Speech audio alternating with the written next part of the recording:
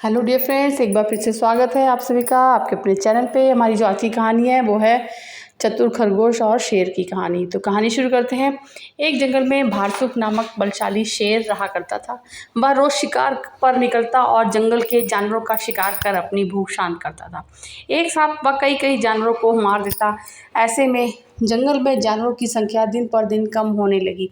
डरे हुए जानवरों ने इस समस्या से निपटने के लिए एक सभा बुलाई।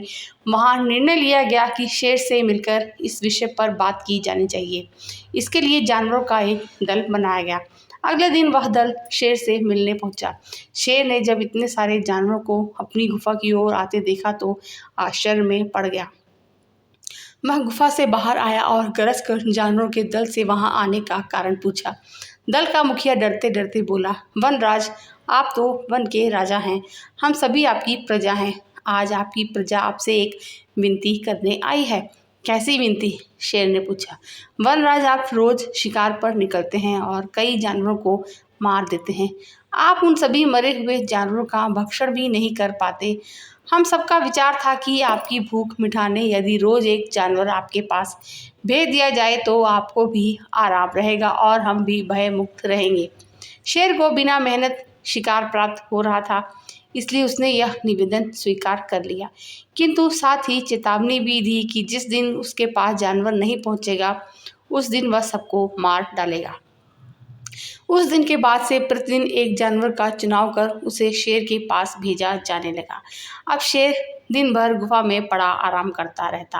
परिणाम स्वरूप अन्य जानवर जंगल में सुकून से जीवन जीने लगे। एक दिन शेर का भोजन बनने की एक खरगोश की बारी आई। खरगोश शेर की गुफा की ओर चल तो पड़ा, किंतु मृत्यु निकट होने के कारण वह अत्यंत भयभीत था। वह धीरे धीरे कदम बढ़ाता हुआ चला जा रहा था, साथ ही किसी तरह अपने प्राण बचाने का उपाय भी सोचता जा रहा था। चलते चलते रास्ते में एक कुआं पड़ा। कुएं के पास जाकर जब खरगोश ने उसमें झांका तो उसे अपनी परछाई दिखाई पड़ी। उसी क्षण खरगोश को अपनी जान बचाने का एक उपाय सूझ गया। उपाय सूझते ही खरगोश में एक नए जोश का संचार हो गया। उसे शेर के पास जाने की कोई जल्दी नहीं थी।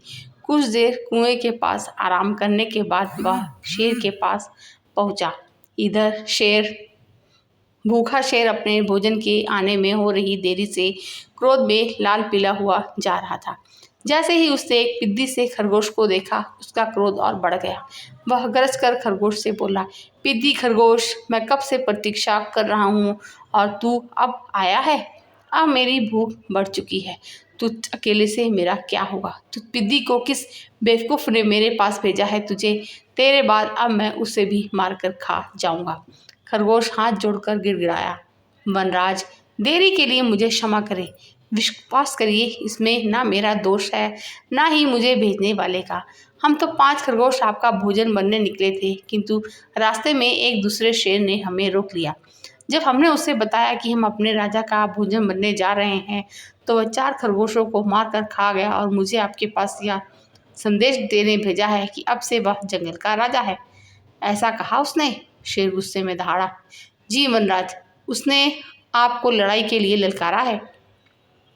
उसने कहा है कि वह आपको मारकर इस जंगल में एक छत्र राज करेगा।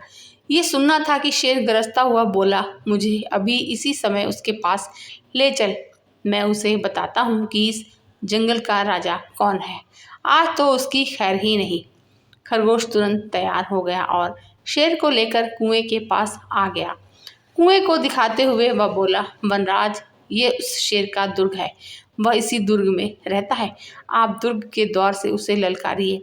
शेर ने कुएं में झांक कर देखा तो उसे अपनी परछाई नजर आई।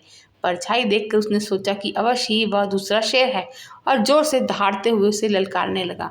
कुएं की दीवारों से टकराकर आती हुई अपनी ही दहाड़ की प्रतिध्वनि सुनकर और अपनी परछाई देखकर उसे लगा कि दूसरा शेर भी दहाड़ते हुए उसे ललकार रहा है।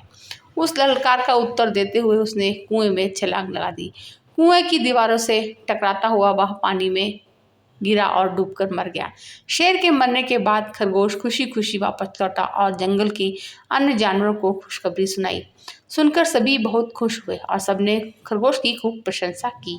तो फ्रेंड्स, ये कहानी हमें यहाँ पे सीख देती है कि बुद्धि बल सबसे बड़ा बल होता है, इसलिए मुश्किल घड़ी में सदा बुद्धिमानी से कार्य लेना चाहिए। बुद्धि का इस्तेमाल कर हर समस्या का समाधान किया जा सकता है। कहानी सुनने के लिए शुक्रिया।